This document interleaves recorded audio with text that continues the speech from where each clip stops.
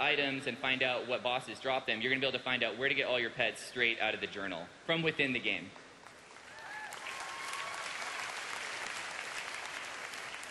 So now you've collected some pets, you've got a good amount of them, you're managing them, now you've got to level them. How do you do this? Well, you fight with other pets. And when you win battles, you earn experience, and experience levels your pet. As you level, you're going to learn new abilities that you can then use in battle. Now you're also going to have slots to place these abilities in. Every pet can use 3 abilities in battle at one time. So a pet's going to learn 6, and you get to choose any 3 of those and place them on your pet to use in the battle. And I've got it mock up so you guys can see how this looks too. Every time you level, you're going to earn stats as well. So the higher level your pet, obviously it's going to be stronger as it's growing. Now you're going to be able to level multiple pets because you're going to want to build a team. You don't want to just take one pet and get them all the way up. You might want to take a couple pets and level them all up together so that you can have a team of pets that are at similar level. So here's a look at the team interface. So this is also within the journal, it's just a different tab. And so here we've got a team. This guy has 2 pets on his team, and you can see those 3 slots for abilities where he's dragged an ability in. And those are the abilities that when this pet goes into battle, that's what shows up on the bar, and you can press that ability to use it. So over on the left, these are the pets and their level, and then on the right, you just drag them over, and that's how you would build a team. Now, how does the fighting work, right? So now you've got a pet, you've leveled them up, you want to actually fight against someone and use all this stuff that you've been earning. So you're going to be able to fight both in PvE in the world against the wild pets, but you're also going to be able to fight friends and possibly enemies using the PvP battle as well. One thing that's different, it's going to be turn-based. So we wanted to slow things down a little bit from WoW combat. WoW combat's super fast. You know, people can sometimes die in like 15, 20 seconds right away. So we wanted to introduce something that felt a little different, could slow it down, and it's something that's a little bit more of a thinking game. So mechanics-wise, you know, it's not going to be something that's going to move so quickly, you're not necessarily going to miss it or know what happened. So we wanted to give something that felt a little bit different. So it could be, you know, just people that might want to focus on that could have a different piece of content to focus on. Kind of like we were saying earlier, that we want content for everyone. We want to have a feature that a lot of different people could play, not just something that's for a small segment of the population. So you're going to fight with a team of 3, and we're going to allow you to queue. Just like we have dungeon queuing, you know, you'd be able to queue up and go against another group, and we'd look at the level of their pets so we could make sure that we put you against other pets that were within the same range. So hopefully you'd have a fight that feels something about the level that you could handle. So here's a look at what it would look like. This is just a mock-up. So one thing that's important is we want to keep the WoW characters in the scenes for the fights because they're important. They're the ones that are collecting the pets. They're the masters of the whole system. So and we want to have the WoW characters actually be a part of it. When your pet does an ability, you know, your guy might do an emote. He might do something that makes sense going along with that ability that you used. You can see the bar at the bottom has the abilities you'd be casting, and then you can see your other pets kind of underneath the portraits there. This is just a mock-up, like we said, but it's, you know, something we could envision it looking like.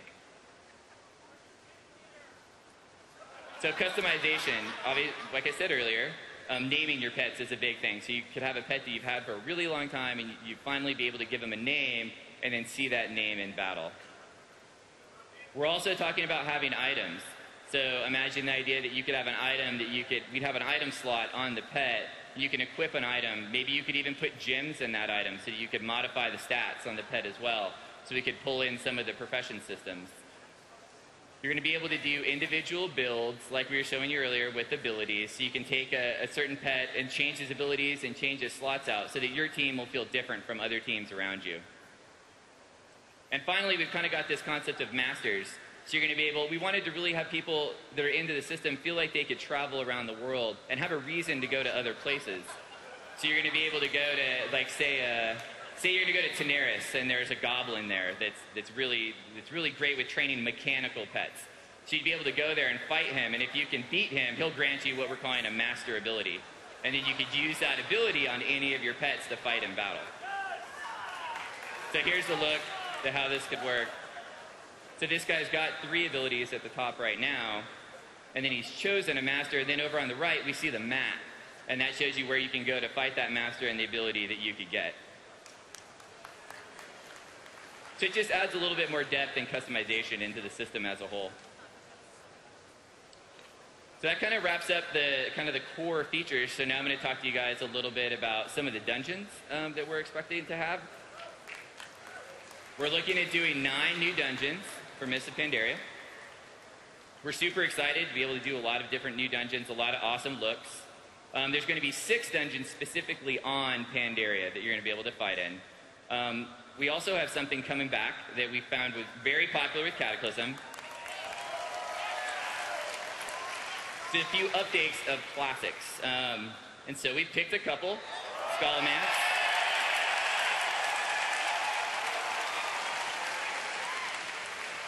And what's cool about this is we've gone into Scholomance and we've actually, it's got a new layout. It's going to have bosses that are reworked with all new abilities. It's going to be a little bit easier to navigate, not so complicated, but still it's going to feel really cool, really fresh, and we're going to talk a ton about it in the dungeon panel later today. The other one is Scarlet Monastery. So Scarlet, as you know it now, has 4 wings, but some of these wings only have 1 boss, and then we have another wing that has a ton of bosses. So we wanted to take it and make it feel a little bit more even. So we're going to redo Scarlet Monastery completely and introduce it as 2 separate wings as their own unique dungeons with their own bosses.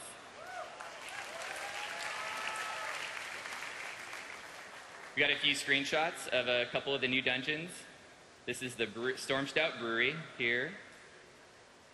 You're going to be helping Chin Stormstout recapture this brewery for his family heritage. This is a look at the Shadowpan Monastery. It's a really awesome outdoor dungeon. And this is the Temple of the Jade Serpent, which is in the first zone, the Jade Forest. It's another dungeon that goes indoor and outdoor. It's something we're trying to do with a lot of the dungeons, is get a whole different vibe with players going both indoor and outdoor at different times.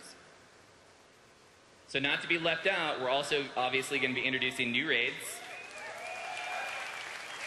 We're looking at having 3 raids to launch with.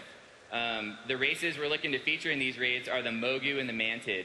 So we talked about a little earlier as kind of being 2 of our pillar enemy races. So definitely fit well into the whole raid vibe as far as having creatures that you're going to want to kill. So as you know, we're introducing Raid Finder with 4.3 for the Dragon Soul raid.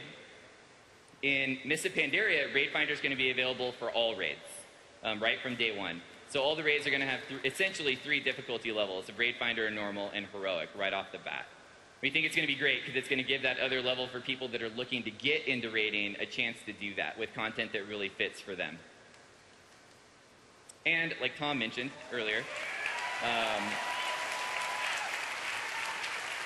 we're looking to bring back world raid bosses. I think the big thing here is that obviously there were problems with them originally, but I think we've figured out solutions to those problems, to the fact of them staying camped, to the fact that they drop very specific pieces of gear that players need.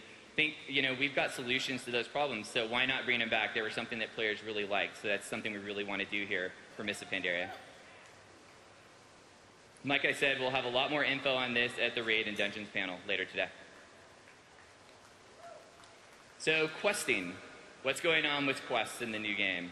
A couple different things. One thing is we definitely want to focus on more max level content. It's something that we saw with Cataclysm, that people burned right through the content very quickly, and we saw that they really wanted more content to do at max level. So it's something we want to focus on here. We still obviously want a strong leveling experience along the way, but we want to make sure when you get there, you have a lot of stuff to do and stuff that can give you valor points that you can do at that level. So this is that kind of thing. We really want to focus on that. Things like the Molten Front from 4.2, we want to do things like that right from the beginning, so players have different choices when they hit level 90. So we're talking about having multiple hubs for that kind of stuff all over the world. Those will play into the factions as well, but it'll give players a different thing to do at max level and not just necessarily the same options that they've always had historically. Another thing that goes along with that is maybe giving some incentives to dungeon and our raid players for doing outdoor daily kind of stuff. So for example, say, if you did 5 daily quests, you would get a buff. And that buff, if you happen to go into a dungeon with that buff, you might get a chance to roll on a piece of loot that only shows up to the players that have that buff. You know, so maybe you went out and did a few dailies first and then go and do the dungeon. It helps kind of motivate some play there from both sides. So like I was talking about a little earlier with Valley of the Four Winds, we're really looking to make the quests feel less linear. So not the fact that they're always going to feel completely different, but the fact that we give you some choices. So when you come back and you go through a zone, you can do it in a little bit of a different level. Same thing with flying from max level. We mentioned this earlier. It's just something that feels better to not have that. To keep people on their ground mounts, we can introduce different types of quest content that really fits. And we don't have to worry so much about people flying up in the air and landing on the boss mob to kill them right away without clearing anything along the way. You know, it just really, I don't know, it doesn't have that good vibe to it. You didn't feel like you really did it. You kind of cheated a little bit and flew in. So by keeping people on the ground, it'll really feel better. Finally, faction improvements. Factions are something we've had in the game for a long time. We've done a number of different things with them. And here we're looking to shake it up again with offering players more ways to earn the items they want. So, you know, whereas you look right now, we ended Cataclysm when we had Tol Barad, and we had a number of great items there, but it was kind of your only option of a place to go. We want to have more options for players to go, but still be able to use all those options towards getting the gear that they want. So we're looking at having groups of factions, and you can do any quest within these factions that you want, but they all lead towards that awesome, you know, flying mount reward, or that one thing that you really want to get. So you don't feel like you have to grind so much. We want factions to be fun. We don't want them to feel grindy. And that's something we're really going to be focusing on here.